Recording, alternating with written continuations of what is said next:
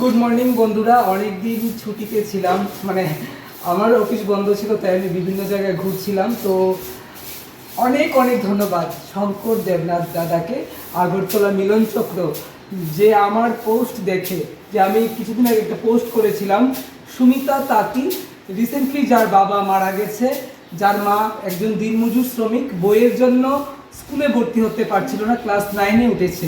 তো সুমিতাকে বই দিয়ে সাহায্য করেছে এই শঙ্কর দেবনাথ দাদা। সবাই জোরে একটা হাততালি শঙ্কর দেবনাথ দাদার জন্য। তো অনেক অনেক ধন্যবাদ। মানে এত দূর থেকে, আগরতলা থেকে শঙ্কর দেবনাথ দাদা আমার ভিডিওতে দেখে বিশ্বাস করে সুমিতার জন্য সাহায্যের হাত বাড়িয়ে দিয়েছেন। অনেক অনেক ধন্যবাদ আপনাকে। তো এইভাবেই আপনাদের সকলের কাছে অনুরোধ থাকবে যে এইভাবেই আপনারা দুস্থ পিছিয়ে পড়া শিশুদের পাশে থাকুন। আর আমরা রয়েছি তাদের পাশে এবং তাদের ভালো শিক্ষার মাধ্যমে তাদের মানুষ করতে। আর আমি মনে করি মেয়েদের শিক্ষিত হওয়াটা খুব জরুরি সমাজের জন্য, ভবিষ্যতের জন্য। তো মেয়েদের শিক্ষা, মেয়েরা কিছুতেই শিক্ষাতে পিছিয়ে থাকবে সেটা যেন না হয়। তো যারা যারা অনেকেই কমেন্ট করেছিলেন, তো আপনারা দেখছেন যে আমি আজকে সুমিতার হাতে বই তুলে দিচ্ছি, অনেকে অবিশ্বাসও করেছেন। তো কোনটা সত্যি কোনটা মিথ্যা এই ভিডিওর মাধ্যমে প্রমাণ পেয়ে গেছেন। এবং আবারও শঙ্কর দেবনাথ দাদাকে আমার পক্ষ থেকে অনেক অনেক ধন্যবাদ এবং গ্র্যান্ড স্যালুট। আপনি আমাকে নয়, সুমিতাকে এই বইগুলি দিয়ে সাহায্য করেছেন। তো সুমিতার কাছ থেকে একটু সংক্ষেপে জেনে নেব যে ওর কেমন লাগছে বইগুলো পেয়ে। খুশি? হ্যাঁ, জুড়ে তো আঙ্কেলে তো ধন্যবাদ দিয়ে দে, জুড়ে জুড়ে করো। হ্যাঁ, তো আর কি করতে হবে? আঙ্কেলের কথা কয়ে দিতে যে ভালো করে পড়াশোনা করতে হবে। কি করতে হবে? ঠিক করতে মনে থাকবো তো। আমাদের ক্লাস 9 কোনো ফাঁকি দিলে চলতো না। এবং 80% মার্ক পাইতে হইব, এটাই করলাম। 80% মার্ক পাইতে হইব, ভালো করে পড়াশোনা করতে হইব।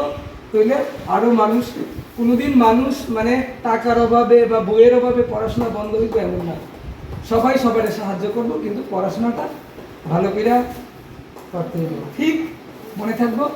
আর আরেকটা কথা ভুলে গেছি যে সুব্রত দা, মানে সুব্রত দা আমার প্রত্যেকটা ভিডিও পোস্ট করার সাথে সাথে লাইক করে। সুব্রত দা অনেক সময়, সব সময় আমার খোঁজ খবর নেয়, আমি কেমন আছি, আমি খেয়েছি কিনা, আমার কোনো অসুবিধা হচ্ছে কিনা।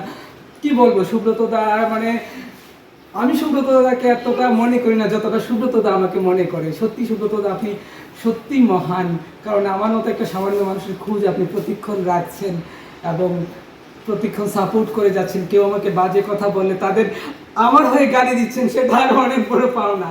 তো সুব্রত দা ওর ড্রেসের জন্য 1000 টাকা দিয়েছে। সুব্রত দার জন্য আরো একটা হাততালি। তো সবাই সত্যি খুব ভালো লাগছে, রাজ্যের বিভিন্ন প্রান্ত থেকে মানুষ আমার সোশ্যাল ওয়ার্ককে এত সাপোর্ট করছে। কে বলে যে মানুষ এখনো নেই? মানুষ বেঁচে আছে। মানুষ মানুষের জন্য, জীবন জীবনের জন্য। আসুন এইভাবেই বাঁচি আর অন্যকে বাঁচতে সাহায্য করি। এটা দেখা হবে আরও এক ভিডিওতে কোনো সোশ্যাল ওয়ার্কের মাধ্যমে।